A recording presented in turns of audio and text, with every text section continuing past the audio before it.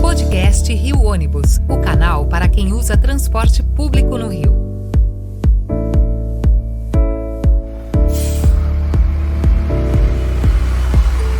Saudações ouvintes, passageiros dos ônibus da cidade e população carioca. Eu sou Paulo Valente. Nesta edição do podcast Rio Ônibus, vamos conversar sobre a importância da inovação, os riscos de sua implementação e como isso se aplica na prática, especialmente no setor de mobilidade urbana. Para falar sobre isso, vamos receber neste episódio Dimas Barreira, presidente executivo do Sindônibus, Sindicato das Empresas de Ônibus do Ceará, e conselheiro da NTU, a Associação Nacional das Empresas de Transporte Urbano, autor do artigo A Armadilha do Pensar Fora da Caixa. Dimas, um prazer te receber aqui no podcast do Rio Ônibus. Obrigado por aceitar o nosso convite. Eu já faço parte lá também do conselho da NTU, então a gente assiste lá os debates, vê como andam as conversas, e você sempre tem um papel de destaque, levando ali novas ideias, novas ponderações, e acho muito importante todo o trabalho que você vem desenvolvendo aí em Fortaleza, em todo o Ceará, que para a gente aqui é uma referência. Então, obrigado por aceitar participar aqui do nosso podcast. Muito obrigado, Paulo. Eu que agradeço. O privilégio é meu estar aqui com você, desfrutando aí da sua audiência. O Rio de Janeiro sempre foi uma praça onde a gente buscou também para ter inspiração de ideias novas, né? Aprender com os acertos, aprender com os erros que a gente comete também, né?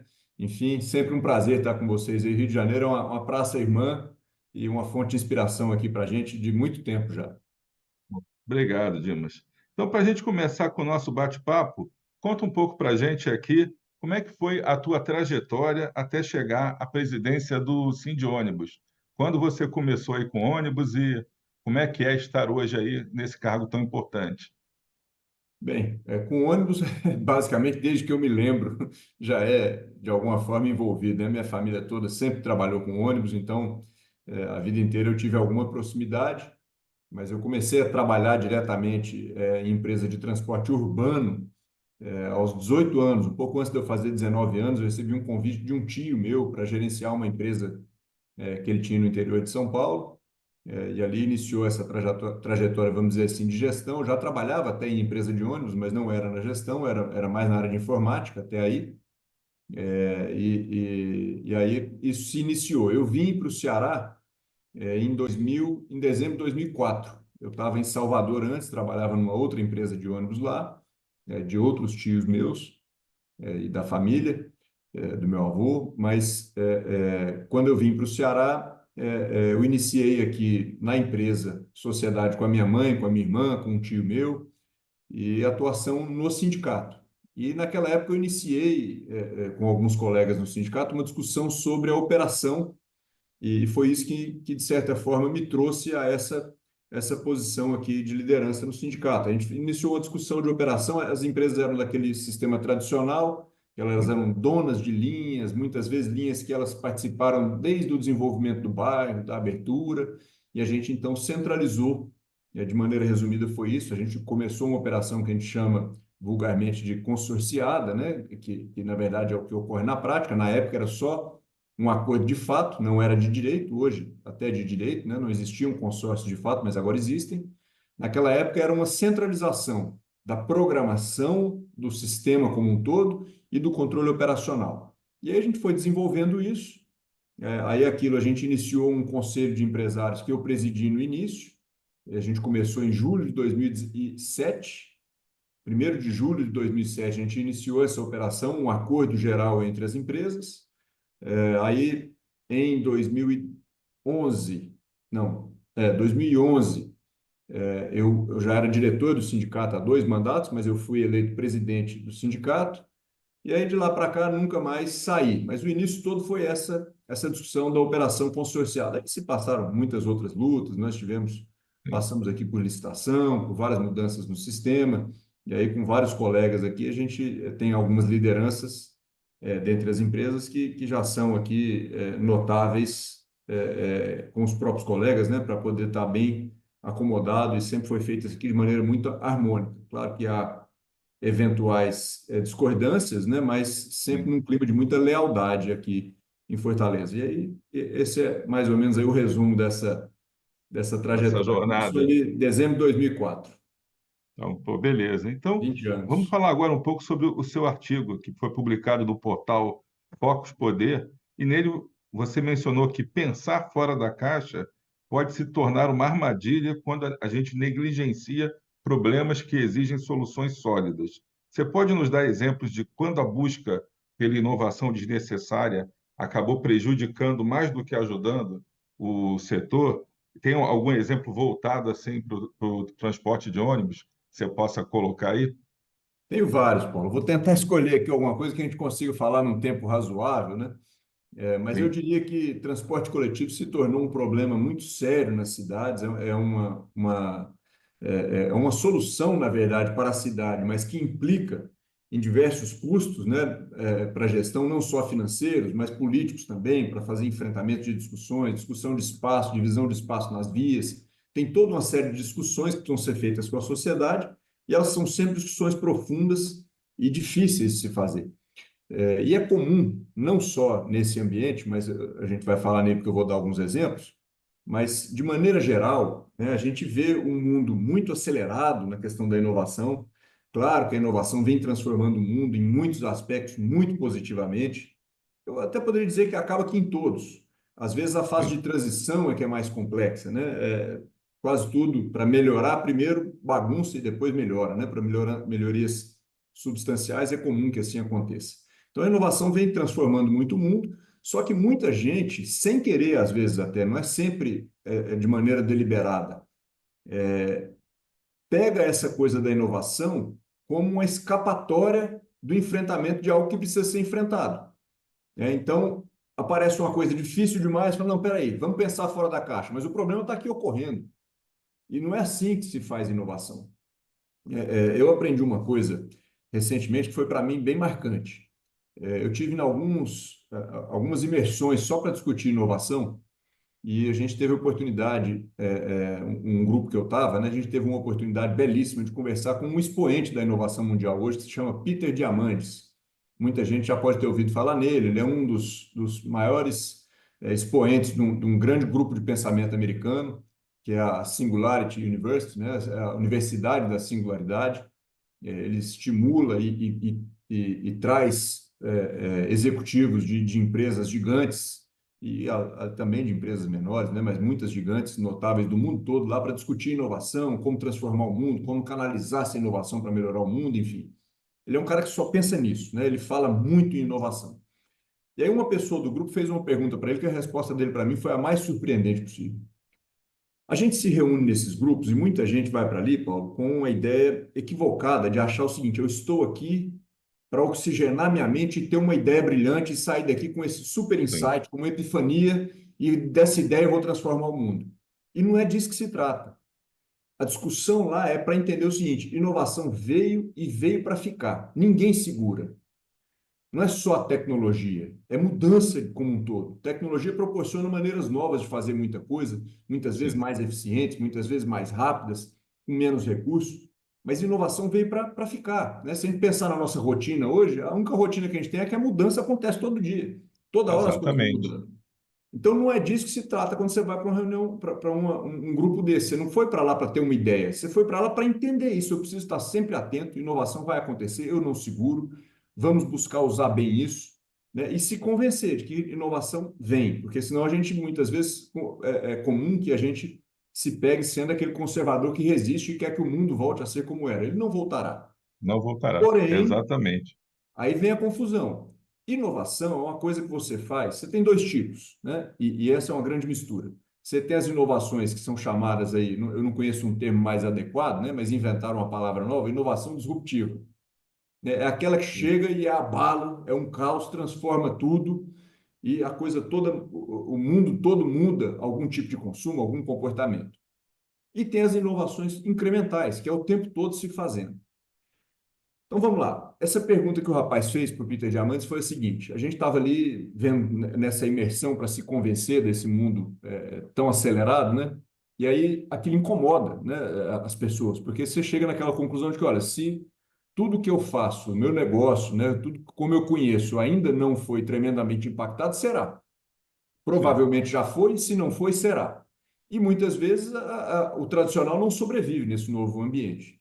Então aquilo bate um incômodo muito grande e ele levantou a mão e fez a seguinte pergunta: Peter, eu não quero ser, eu não quero ver a minha empresa sofrer um processo de disruptura e correr o risco de desaparecer nesse processo.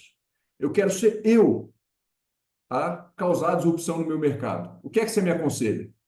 O Peter olhou para ele e falou: esqueça, você não vai fazer isso. Aí ficou todo mundo assim em choque. A sensação que a gente tem é que a gente estava lá para ele empoderar a gente, né, de como sim, fazer. Falou, você não vai fazer isso. Você é bom demais no seu negócio.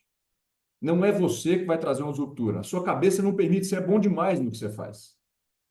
Essa ideia totalmente nova, ela em algum momento vai surgir, aproveitando uma novidade que está lá distante, que você não sabe nem que está existindo, ela virá de algum lugar. Você precisa estar atento. Você precisa saber identificar. Você precisa ver o que é tendência. E se você perceber, ele dizendo para um empresário, né? Se você perceber alguma coisa que você identificou e que você acha que é tendência, vai lá, se aproxima, investe. Não controle. Se você controlar, você mata aquela inovação. sim. Que a sua cabeça já é muito preparada para o mundo como ele é hoje. Então, aquilo me causou um estranhamento muito grande. E aí a gente começou a destrinchar aquilo e foi entender que você tem muitas outras coisas. Inovação, como prática, ela é feita em pequenos passos. Uma coisa que a gente viu Sim. muito lá na Califórnia, na época, o Vale do Silício, ainda é hoje, né? Mas especialmente naquele momento, há alguns anos, super destacado como um celeiro de inovação mundial. E qual que é o pensamento deles lá? O pensamento deles lá tem algumas coisas que são totalmente contra o que a gente é acostumado a pensar aqui. Por exemplo, você entrega um projeto, os seus projetos, as suas entregas são infalíveis. Elas entregam e sempre funcionam. Eles vão dizer, você não serve para trabalhar na firma de inovação. Quem trabalha Sim. na firma de inovação não espera estar tudo pronto, formatado para lançar. Lança, vai ter pequenos erros, vai corrigindo, corrige de novo, corrige de novo. São pequenos passos, mas mudando o tempo todo. Então, o que precisa funcionar está funcionando e você vai dando passos pequenos que você não se incomoda em errar. Eles têm até uma brincadeira lá que eles dizem o seguinte: é preciso celebrar o centésimo erro em um projeto. Não é bem um erro, mas a centésima mudança, até que um projeto se consolide e se estabilize, você não fica esperando estar perfeito. Se você faz isso, você é lento. Você Sim. não vai ser esse super inovador. Então, processando tudo isso, o fato é, as coisas precisam estar funcionando. E você vai fazendo mudanças incrementais. Mudanças o tempo todo. Toda hora uma inovação, ideias novas chegam, você está aberto, você recebe, você convida as pessoas. Agora, se eu chego com um problema sério, eu estou tendo um impacto, eu estou paralisando o meu serviço, e alguém fala, vamos pensar fora da caixa, esse cara está evitando de enfrentar o problema, porque a solução está ali. A gente sabe o que é que tem que fazer. Então, eu vou te dar um exemplo, né? Especialmente no transporte, muitas vezes a gente é vítima dessa questão, né? Sim. Você chega para tratar, por exemplo, com um contratante, um Estado, uma prefeitura, fala, olha, nós temos um problema. A tarifa de transporte, esse problema já é comum no Brasil todo. Ela está no limite. Subir mais é um remédio amargo demais. Ele vai, se a gente subir demais a tarifa para quem paga, porque é importante lembrar que nem todo mundo paga, todos os Sim. lugares têm lá suas gratuidades, os seus benefícios, múltiplas integrações gratuitas, esse tipo de coisa, tudo isso é gratuidade, né? Mas para aquela pessoa que sustenta a coisa, qual é? Aquela pessoa que anda curta distância e paga a tarifa inteira. Se eu carregar demais, ela vai embora. Sim. Então a tarifa chega num limite. E aí você diz, olha, eu estou aqui com a oferta bem otimizada de transporte, considerando aqui a demanda que a gente tem, eu já tenho uma oferta bem feita, bem planejada, uma rede bem planejada, e eu tenho uma tarifa e eu preciso de uma complementação, senão o serviço não se paga. Se eu não fizer isso, eu vou começar a ter que cortar serviço em áreas que vão ficar com um vácuo e impedidos de acessar o serviço. Aí alguém diz, eu quero pensar fora da caixa. Primeiro, nós estamos resolvendo uma equação que é matemática, ela é do mundo físico, do mundo real. Não há muito que pensar fora da caixa numa situação Não dessa. há muito o Você que já pensar fora sabe da qual é caixa. o problema e tem que buscar soluções Pois é, factíveis. eu Não preciso resolver é a tirar um coisa. coelho da cartola. Pois é. Aí, se você depois tiver ideias, ótimo, elas são sempre muito bem-vindas, depois que você enfrentou. Eu não posso ficar arrumando jeito de pensar em novidade bacana para bater foto e dar uma lacrada na rede social para perfumar peixe podre. O Sim. principal tem que estar funcionando. O serviço tem que estar funcionando e a contento. Então, assim, eu já me estendi bastante, mas é nesse contexto. Toda hora que tem uma coisa difícil para tratar, a gente chama às vezes a equipe da gente dentro da empresa, vai lidar com alguma coisa e alguém vem querer propor pensar fora da caixa, mas o motivo não é porque ele quer inovar, é porque ele achou o problema difícil demais de resolver, né? Essa Sim. é a armadilha que eu estava chamando a atenção. Tá, então, eu vou te fazer uma pergunta já dentro de uma discussão que temos aí bastante. Essa questão da tarifa, você colocou. Vamos seguir por ela. A gente fala então da tarifa zero. A tarifa zero, ela é uma solução, ela vai atender a todo mundo, ela cabe em todos os lugares, cabe em todos os sistemas, quando o sistema é multimodal, são regiões metropolitanas grandes. Como que isso consegue funcionar? A tarifa zero não é uma novidade, já foi implementada. A forma de implementar, a gente vem discutindo. É uma coisa que hoje está na moda por conta das eleições. Então, todo mundo prometendo tarifa zero, especialmente quem não opera o sistema, quem é da oposição, que quer, olha, não, nós vamos colocar a tarifa zero, sem fazer a conta, sem saber como resolver. Uma outra coisa que a gente discute muito, a questão da eletrificação, que é vamos colocar a frota toda elétrica que nós vamos salvar o planeta. É uma coisa que se coloca assim, sei lá, é um grande motivador, é uma coisa que dá mídia, que chama atenção, que é muito importante. Mas isso seria uma coisa de pensar fora da caixa demais? Você acha que tem gente que está pensando demais fora da caixa? Ou, ou, É, ou não é pensar fora da caixa? É querer alimentar novidades que já estão no mercado aí, que já funcionam, que não tem muito como se concretizar dentro disso que você colocou. Eu tenho que manter funcionando, não adianta eu estar com a tarifa cara, botar ônibus elétricos e prometer tarifa zero sem ter de onde tirar recursos para é. tudo isso. É meio dentro disso? Tem tudo a O- ver, tem tudo a ver, né? Muitas vezes as pessoas saem propagando propostas que parecem bacanas simplesmente porque são novas, né? É natural, é da nossa, é do ser humano que a gente se canse da rotina e pense que a grama do vizinho é mais verde, então alguma coisa Sim, nova por aí deve ser melhor do que o que eu tenho por aqui. A gente, por exemplo, costuma se esquecer o quanto a vida da gente hoje já é muito melhor do que era há pouco tempo, sem né? Hoje, se dúvida. você pegar uma casa simples, muitas vezes a pessoa tem lá saneamento, energia elétrica em casa, água Sim, encanada, né? E um rei, há pouco tempo, há poucas gerações, não tinha nada disso. sim, Mas a gente sempre segue pensando que alguma coisa deve ser muito melhor do que eu pude fazer hoje, né? E que as coisas não são melhor pela falta de disposição de alguém, alguém gosta que seja ruim, esse tipo de pensamento, né? Mais ou menos sim, assim. Vamos lá. Tarifa zero. Esse é um tipo de pensamento que eu acho interessante. É um pensar fora da caixa, desde que eu discuta enquanto o sistema está aqui funcionando. Aí sim, eu tenho muita coisa para pensar. Se eu pensar simplesmente, olha, eu quero zerar as tarifas de transporte, eu não pensei nada fora da caixa. É uma coisa muito matemática, todo ano você tem sim, discussão, quanto é tarifa, quanto é subsídio. Eu simplesmente tomei uma decisão, eu vou cobrar zero de tarifa. Qual o problema disso? Primeiro, orçamentário. O município precisa ter capacidade. Segundo, previsão orçamentária. Qual é o tamanho da demanda que vai surgir sim. dessa zerada de tarifa e qual o tamanho da oferta que eu vou dar? Então, eu não sei, eu posso até saber quanto o sistema custa hoje, mas eu não sei quanto ele custará quando eu disser que é zero.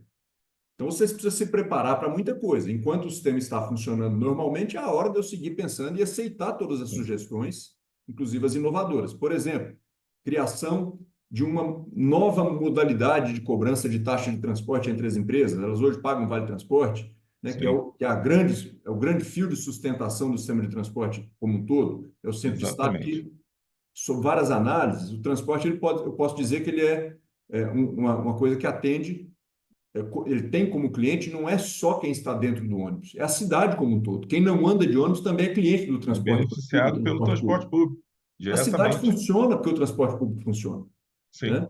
Se eu tirar essas pessoas para andar de transporte individual, elas ocupam simplesmente mais de 10 vezes mais espaço na cidade, não tem cidade mais que funcione, né? sim, Então, para não entrar em muito detalhe, muito bem. Então, eu preciso pensar em formas de financiamento e formas de como limitar esse uso. Se eu for implantar um tarifa zero, vou te dar um exemplo de um pensamento nessas discussões sobre isso, né? Nós não temos tarifa zero implantada aqui em Fortaleza, existe aqui na região metropolitana, inclusive dois modelos diferentes, mas a gente faz muita discussão sobre isso. É um exercício interessante.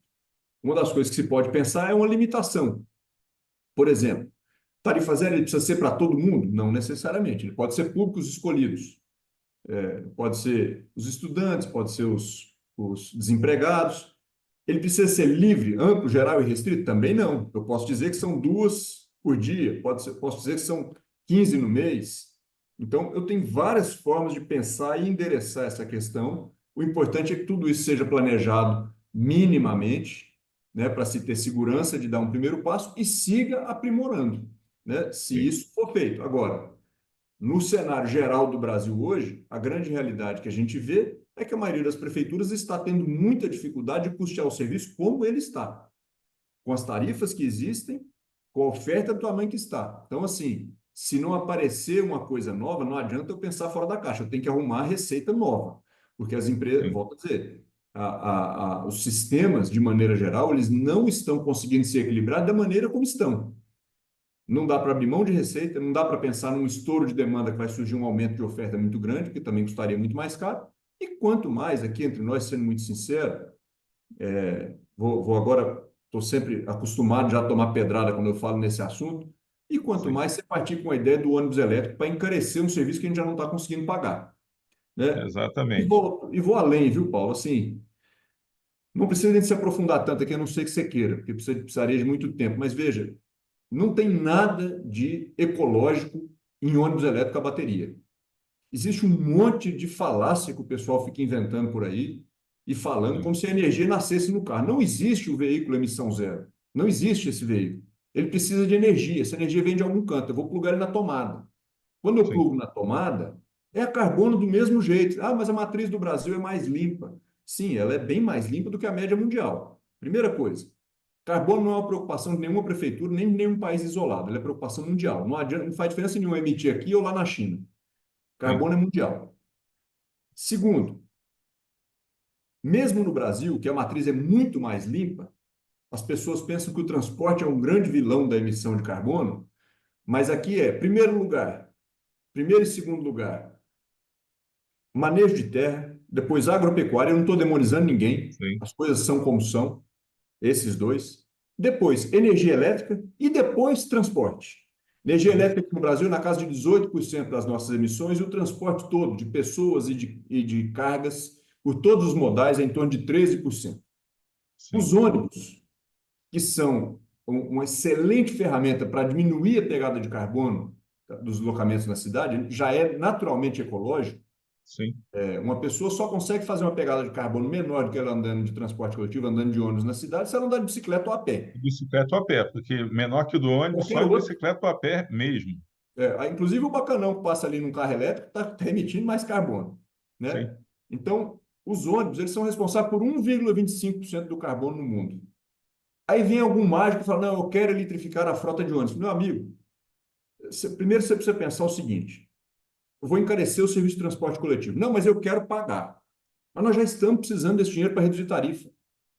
sim, Você precisa atrair as pessoas para o transporte coletivo.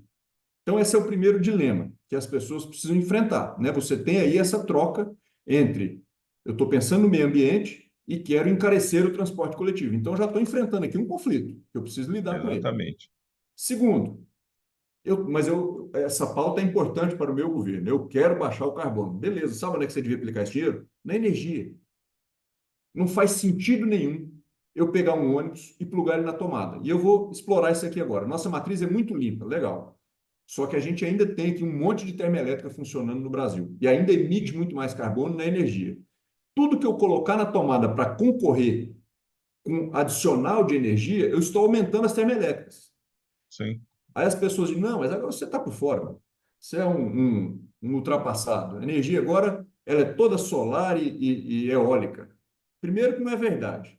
não é O que a gente verdade. conseguiu acrescentar de energia de geração de fonte nova até hoje não serviu para desligar nada das fontes antigas e ruins. É, até porque a E os sociedade vai cidadãos, aumentando o seu consumo o tempo todo. aí que está. Eu vou chegar aqui num ponto chocante agora no final. Lembre-se que nós não estamos falando só do Brasil. Carbono é uma preocupação do mundo. Sim, Na maior parte do mundo, aliás, no mundo todo, praticamente, União Europeia, China. China sozinha é mais de um terço do carbono do mundo todo. União sim, Europeia, China, Estados Unidos, todos esses lugares, maior emissor de carbono é energia.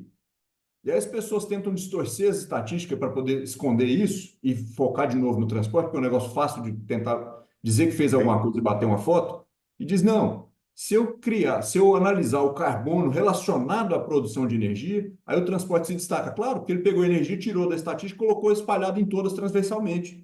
Exato. Isso é uma distorção da realidade. O fato é, energia que produz muito. Aí você fala, não, para finalizar isso aí, mas você está falando disso, o Brasil tem uma energia matriz muito limpa, então aqui a gente poderia fazer isso. Tá bom, vamos lá, vamos pensar junto aqui. Eu estou aqui no Ceará, certo? O Ceará é terra conhecida Sim, pelo sol e pelo vento o ano todo. Se for ali para o Cumbuco, do lado do Pecém, que a gente tem um porto, os europeus vêm para cá praticar kitesurf porque o vento ali é muito abundante o ano todo, certo? Então você fala, poxa, no Ceará já limpou tudo, né? Não, nós temos aqui dezenas de termoelétricas ligadas, até a última sim, vez que eu vi 29.